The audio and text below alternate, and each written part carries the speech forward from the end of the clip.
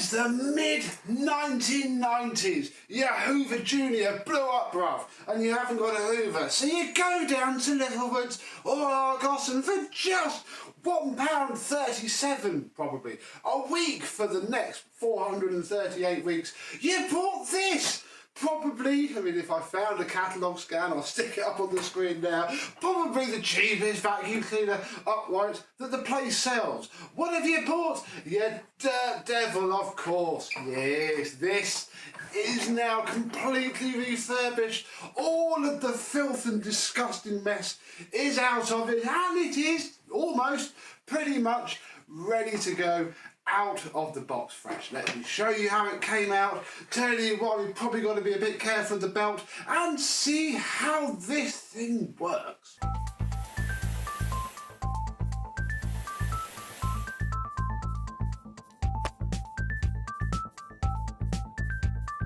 Yes, hello, my vacuum cleaner and red vacuum cleaner chums. How are you today? Yeah, there's no point phoning the number. We know that that is dead. But the machine is not dead. It is in pretty reasonably good condition. I mean, it's a bit of a shame about the deep scuffs on it. I'm not even bothering to get rid of them because I'd imagine that silk screening is just going to come off. So it is what it is. We've still got that very random crack in there. I didn't bother doing much about it.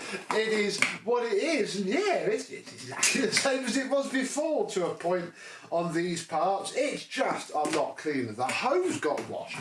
Now, I did try and take the hose out of the end, but it's epoxied in. I got the threads down, as most of you who have played with vacuum cleaners know. Usually the hose screws into the end, and indeed there are threads.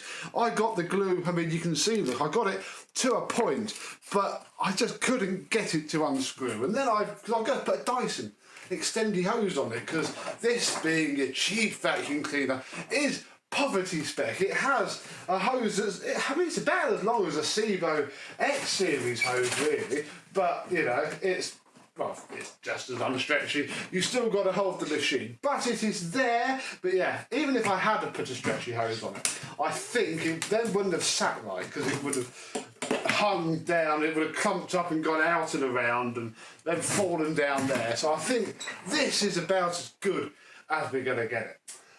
Only problem I've done is broken the flipping thing. I didn't even mean to. I literally laid it down. I must have courted it completely, the killer angle for it, and it literally just fell off. So whether it was cracked and I pushed on it, I didn't push on it hard, it didn't make a crack sound that you would expect. So I don't know. I then tried to glue it up, it didn't work, and that's really annoying because the cable doesn't quite fit. So if anybody out there is broken, I mean, it's not going to be from one of these, but an Electrolux Contour, I think, because this bit just pulls out with 2 screws, I think that's the same. Any colour, if anybody's got one that I could buy, I wouldn't mind it, because yeah, I mean, functionally, it makes no difference by trying to slice your fingers open in an exciting way when you carry it. I don't care about that. But yeah, the cable doesn't fit on very well, and that is the worst part about it. Staying on the back, if you remember, we had pretty much the entire instruction manual printed on it. Well, there was an extra sticker there, and one there. As soon as I wafted the shower over it to start washing it, they just fell apart completely. So I decided to not bother, although one was the serial number. I did take a photo of it before it went, because there'll be a refurb thread one day in the very far future on this, so I might print it back out and stick it on, because this machine is now anonymous. No one knows what it is, of course. No one would know what the heck it was, even with that serial number.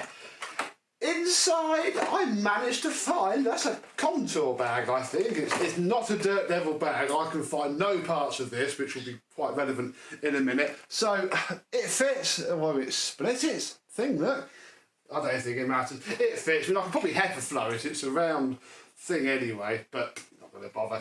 The pre-motor filter is the original, all washed up very nicely indeed. So yeah, it's probably not going to keep it quite as dust free as I'd like with a HEPA flow, but equally it's just not worth hitting a HEPA flow to really. bless it, it's fine. What I did do though was, you know, it had 4-stage filtration, where it now has 1, because that's a, no, 2, because that's a double wall paper bag. I put a piece of Miele Active Air Clean post motor filter, hot glued it to there, so that's a 3. There's your 4. Under here, remember, there was that very, oh, this is still difficult. Really? What the? Hang on. Oh, doesn't pop. You've got to do the clip, and then really just. I don't know, get a knife or something. What? I just. This is why these never got changed. Look, you can't then pull on it when you've done it. Really, look, I can't even do it.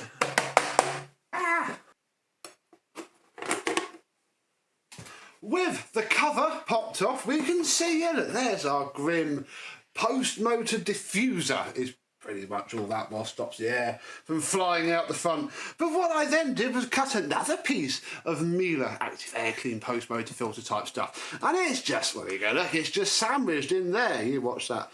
Never go back that nicely again. Yeah, it just sits in there, that sits in there, and heck, what was it? 1, 2, 3, 4, 5, 6 layers now. There you go, dirty devil. You should have put just that little bit more effort in, and you could have got the number 6 on the front as well. We'll have to redo that front part maybe. So yeah, that is very nice indeed, even though we have a terrible paper bag fitted.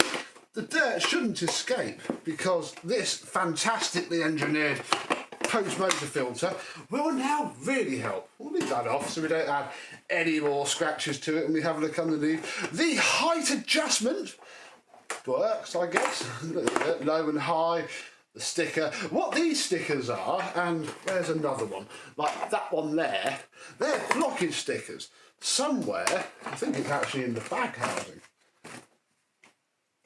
Yeah, there's one there, and that one says make sure the filters aren't blocked. And I think it is on here. It says that everywhere you see that symbol is to clean it. And this one, warning, when using the hose, make sure it's locked up. Yeah, there's the other one there. Probably on here somewhere. It does say that, yeah, that symbol is specifically every single blockage checkpoint. And there is our keep it upright hose again. So they must have known that this thing was a pretty wobbly liability when they designed it, because obviously Electrolux has sold it under the Contour brand for many years, so they just put some stickers on there. Liability solved. Underneath is, as it was, really very lucky with the brush roll. It's nice and stiff. It's really cheap, but the brushes are good, the bearings are good.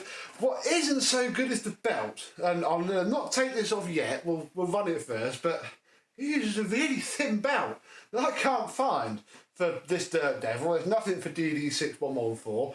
Nothing that I trust the picture of that's going to be thin enough. And the Hoover Turbo power belt that's fitted, it flips itself. So it ends up with a twist in the middle, which then makes the belt slap around, which you may pick up on video in a second. And I mean, the worst it's ever going to do is just snap the belt. So I do feel that we should probably leave it until that happens. And I don't think it's flipped over yet, because I've not used it that much since doing that part. Oh my goodness, this is a faff and a half as well. There we go. So yeah, I think what we're going to do now is plug it in, and we shall test the suction, because it is a lot better. Purely because all of the rubber seals are now sealing against their plastic mating face.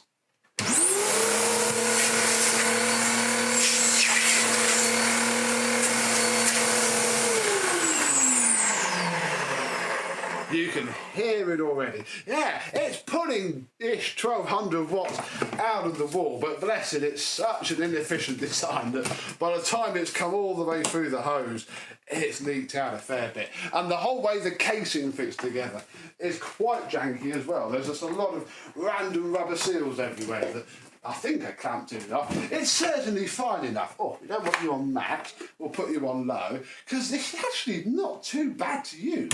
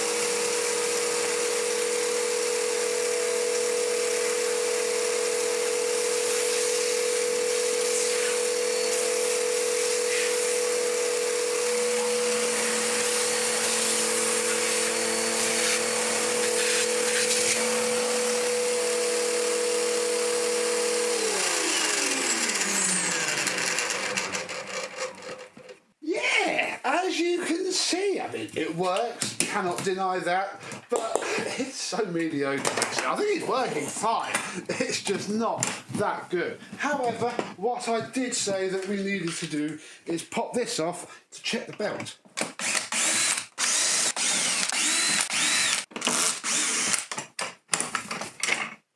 Yeah, what happens is, randomly, well, it's not random, the belt flips over and it's still quite warm now. Oh, and I went, yeah, I bet you there. Yeah, it's just a bit too wide. The little pulley at the back flips it over. The Dirt Devil belt that was in it was even narrower than this, which, yeah, is a Hoover Turbo Power belt. But it seems quite happy. I think when you run it too long, it gets a bit warm and a bit floppity. And it's probably not going to last very long. And it's making the whole thing quite warm. So, yeah, I need to source a thinner belt.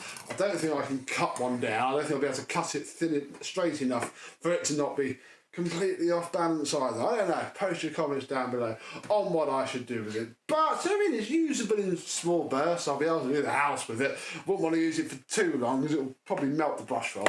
But, you know, short bursts, it'll be okay. And yeah, it's probably still working about as well as it did before. So, that's it for this. Out of the shed of broken dreams and into the house of fixed Hoovers, we have a Dirt Devil clone. Another one. That's a Turbo Power 2 and a Contour we've had so far. Were there any more? Comment down below. But until the next time, I thank you very much for watching. I hope that you have enjoyed, and I, and possibly this, will see you soon. Happy Dirt Deviling.